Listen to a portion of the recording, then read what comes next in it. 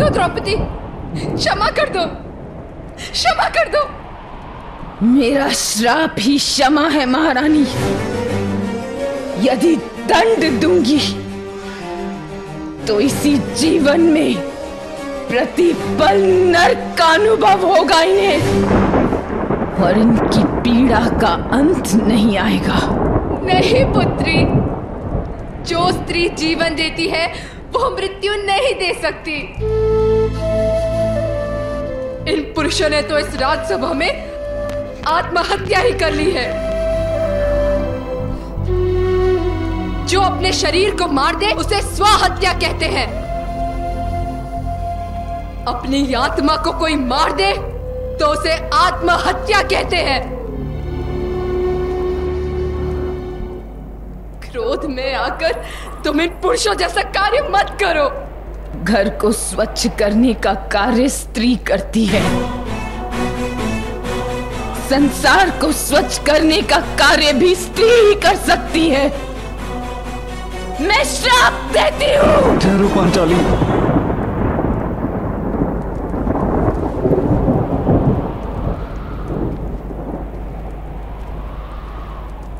आज पांडु पुत्रों पे बहुत बड़ा लांछन लगा है पांचाली, उसे धोने का हमें एक अवसर दो।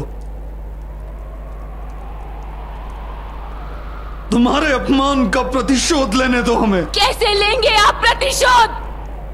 आप तो दास हैं दुष्टों के।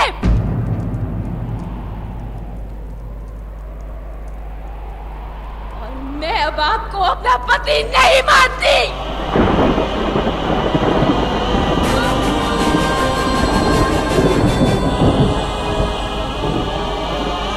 मैं आज के बाद अपने ये केश कभी नहीं बांधूंगी, माथे पर चूड़ामणि धारण नहीं करूंगी।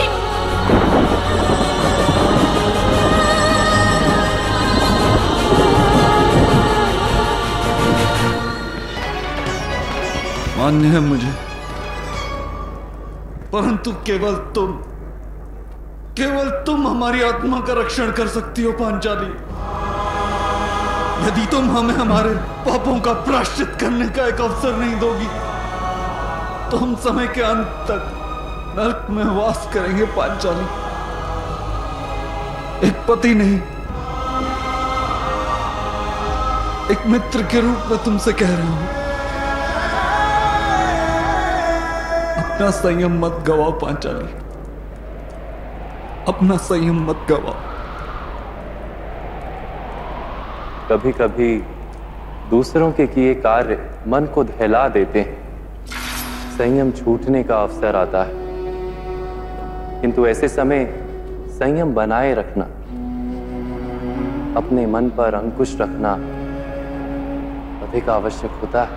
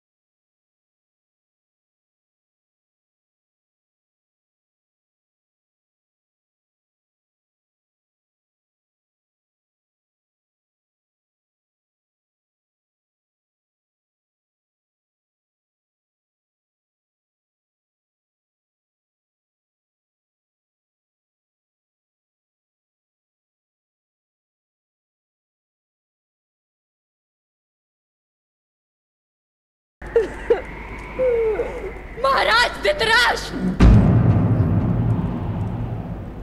आज आपके अनुज सम्राट पांडु के परिवार ने एक बार फिर से उपकार कर दिया है आप पे। जाइए, सुख भोगिए, किंतु जब तक सुख दिखता है तब तक स्मरण रहे, जिस पुत्र स्वतंत्र होंगे, उस दिन आपके सुख का अंत होगा।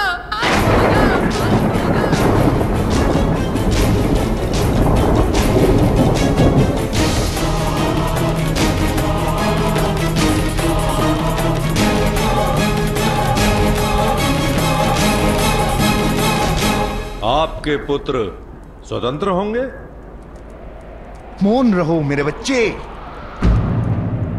मौन रहो। बोलने दीजिए उसे गांधार राज।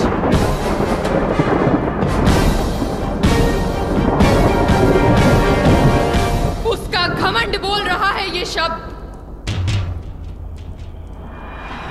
तुम द्रौपदी को निर्वस्त्र करना चाहते थे ना दुर्योधन? अब देखो, देखो अपनी सभा को। मुख में विष लेकर चलने वाले सर्प की त्वचा भी उसका त्याग कर देती है।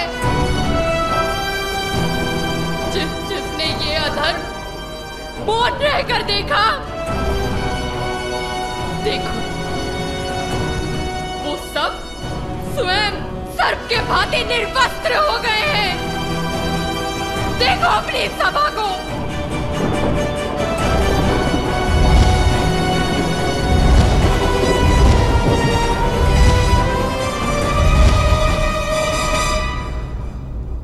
सुन लो पुत्र दुर्योधन, शीघ्र ही मैं द्वारिका जाकर कृष्ण की नारायणी सेना हस्तिनापुर के द्वार पर लाऊंगी।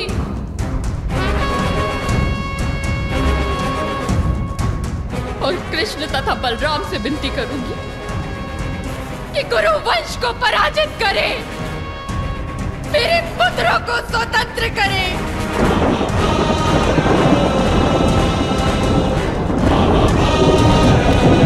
किंतु आप में से किसी को मारे नहीं।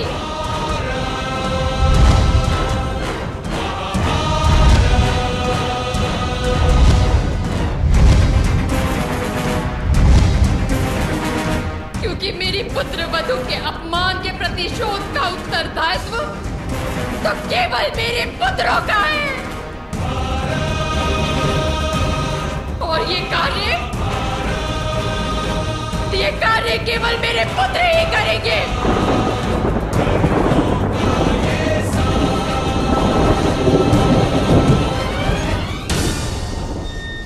नहीं कुंती, नहीं नहीं कुंती, अब इतना बड़ा दंड मत दो हमें। यदि मेरे हाथों कुरुवंश के साम्राज्य का नाश होगा तो मेरे पूर्वजों को अवगति प्राप्त होगी कुंती। नहीं, मैं तुमसे क्षमा मांगता हूं द्रौपदी। तुम्हारा हृदय जैसा वरदान चाहे मांग लो। हाँ। किंतु मेरे पुत्रों को क्षमा कर दो।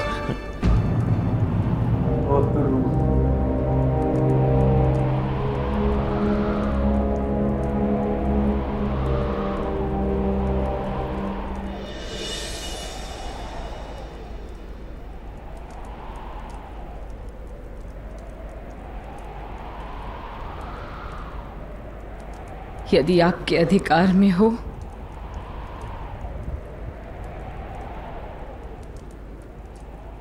तो इस द्युत सभा के स्मरणों को मिटा दीजिए। अन्य किसी वस्तु से मेरा दुख कम नहीं होगा और हमारा लांछन भी कभी कम नहीं होगा वत्स। पर हमारा दुख कुछ सीमा तक कम हो, इसलिए मांगो वरदान पुत्री। महाराज पर उपकार करो, मांगो वरदान, मांगो वत्स।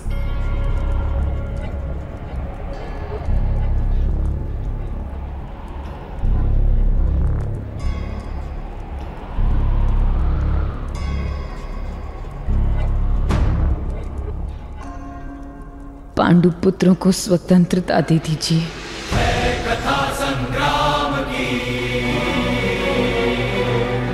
उनके शस्त्र लौटा दीजिए। छल से इस सभा में उनका बल छीना था,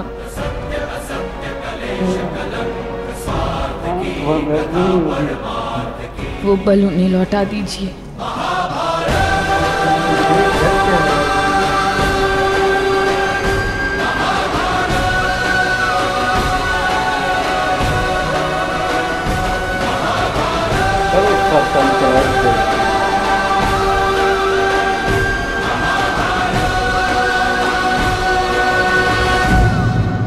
भाई ये द्रौपदी जी ने जो मांगा है ना, ये अब होगा भाई।